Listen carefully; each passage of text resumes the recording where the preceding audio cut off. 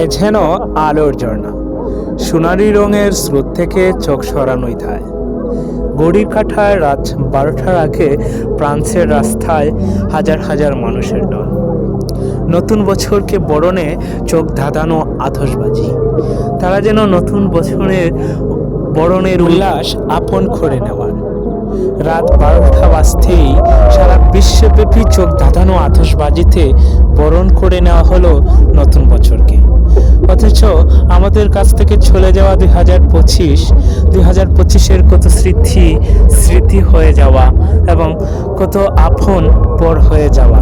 নতুন বছরকে পেয়ে আমরা যেভাবে পুরাতন বছরকে ভুলে যাই, আমরা হয়তো এই জিনিসটা বুঝি না। বছর চলে যাওয়া মানেই আমাদের বয়স কমে যাওয়া।